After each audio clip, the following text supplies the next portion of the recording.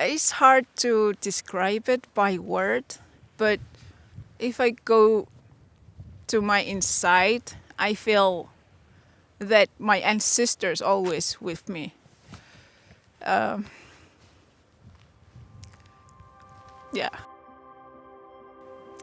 My name is Betty Siarak. I'm from Greenland. I live in Nuuk. I am a mother and a wife. My last name was Danish name before, Antonsen, but I changed it to my personal name, which is Greenlandic name, Siarak, because my last name never represent me, because I don't know who Anton is. When I was teenager, I feel ashamed to be Inuk, because at school or my grandparents always tell me that I have to speak in Danish or live like a Danish, and I couldn't. And then I feel ashamed many years to be me.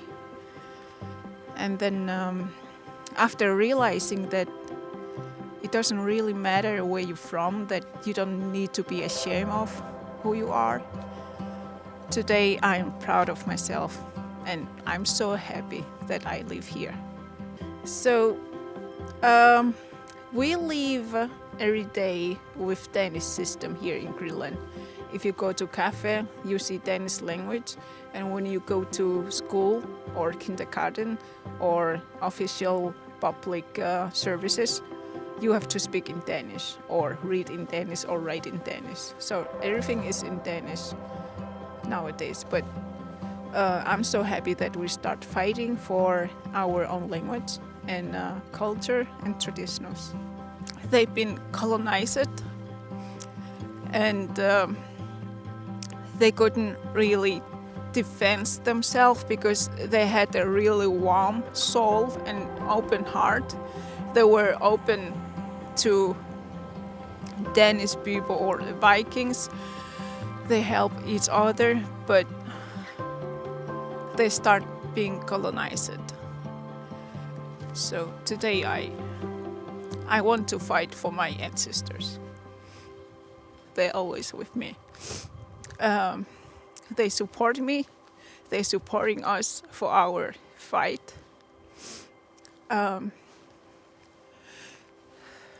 Sorry.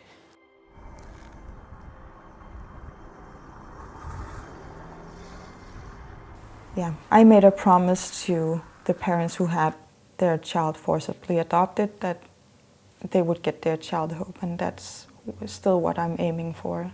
My name is Inger Dalgaard Christensen. I'm the vice chair for the non-governmental organization Sila 360, and we work with trying to change the legal certainty in cases regarding children being placed in foster care in Denmark.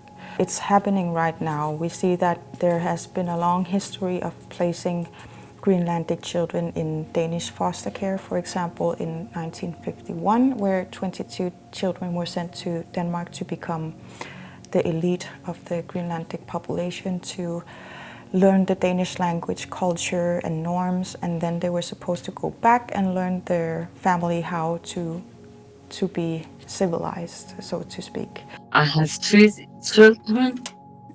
It was 2020 where I got a letter from Commune, and they want to give me a family counselor. I said yes, thank you, because I didn't know what really was. And they say to me they will help me with stuff, and I said, why not? I didn't see anything problem with that. And then she began to ask me very difficult questions, and I answer her many times, but she's keeping asking me, is your parents alcoholics? Is your parent problem with the hashes. She asked me if I got raped as a child. Very difficult questions. And I said to her, not, I didn't have. They are usually used in cases where the parents don't consent to the placement. So then they have, by law, they're obliged to do this testing. And around 20% of all the placements in Denmark are without consent. After test, they immediately take my children. I lost them. So we found out that these tests needs to be culturally and linguistically adapted, because often we saw that Groenlandic parents were assessed with these tests in Danish, although their first language was Groenlandic, and that it has been adapted to Scandinavian or Danish context because of there's a lot of prejudice and stereotypes about Greenlanders. Greenlanders are often by the Danish population perceived as unable to be fit parents with alcohol abuse, neglect, incest, and other stuff like that. And we see that how this is reproduced in case files, that there's assumptions about alcohol abuse, assumptions about neglect in the childhood, and so on. And these claims are not documented by the caseworkers, but they are used as facts and as grounds of why a Groenlandic child should be placed in foster care. She was only 1 year old. 1 year old. Now she's 5, soon 6 years. The last time I was with her, because I didn't see her 1 month and a half, because she was sick and the commune cannot find dates. So she was a little bit nervous to see me, and she asked me, "What is your name?" We have seen several cases where small children, as young as 6 years old, with suicidal thoughts. We have seen formerly placed Groenlandic children in adulthood commit suicide, parents committing suicide, or parents developing alcohol abuse after the child are placed in foster care. So they become the stereotype that they were described as. So they say to me, they will see in 2 years again. And I said, "What? You can take my children. Why are you taking my children?" I don't know what I'm feeling. I just no life longer. I did not exist anymore. I couldn't eat, I couldn't sleep.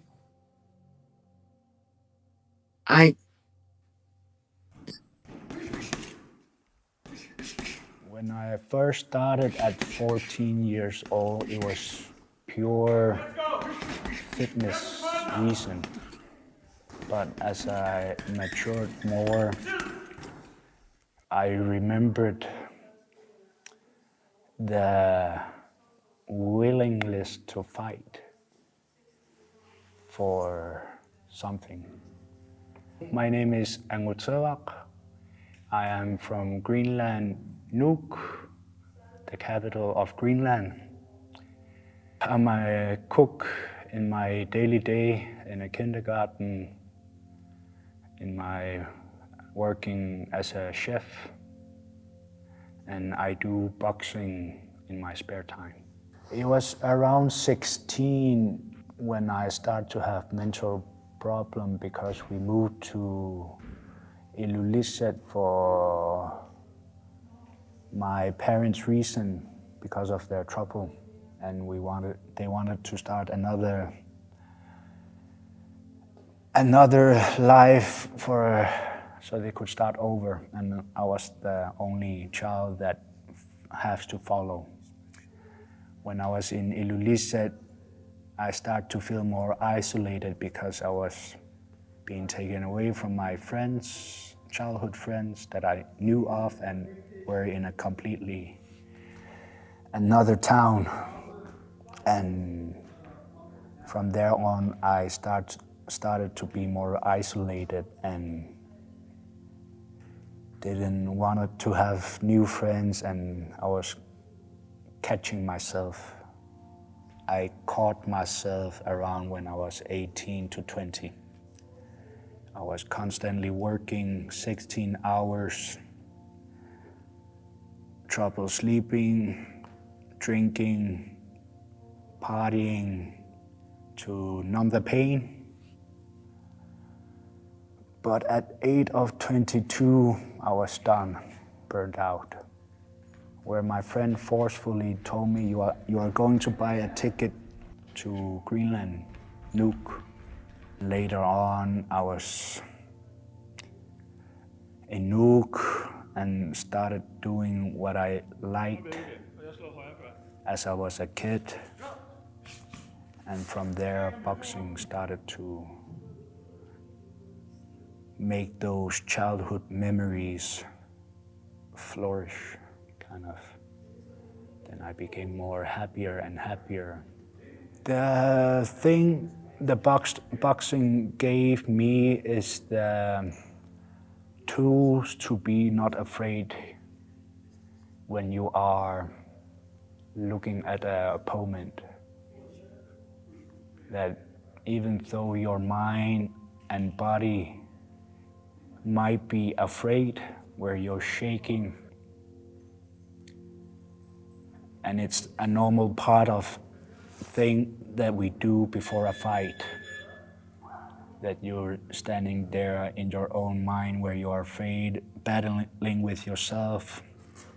I usually call it the first fight before the fight, where your mind is playing scenarios for what could happen, and you're just essentially getting ready to fight.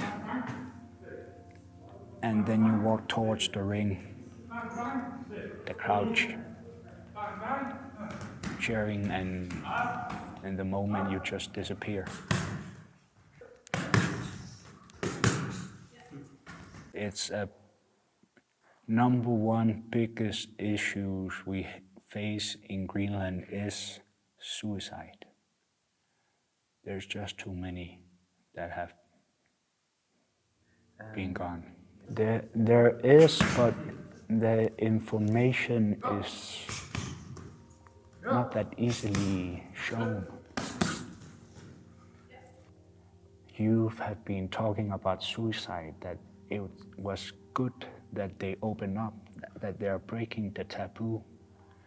But I think the taboo will be totally annihilated when you're being able to express it, that you're being able to talk about it. There's not a lot of people don't know how to combat those thoughts. While I was boxing, my fighting, and didn't know the impulse what it was, and I then found out that it was my will to fight for another day. Like, I want to live for another day, even though the feeling that I had inside that I want to burn or kill. And every time I faced an opponent and I get hit and I feel overthrown, there's an impulse that explodes into you that says, no, I want to live, I want to fight.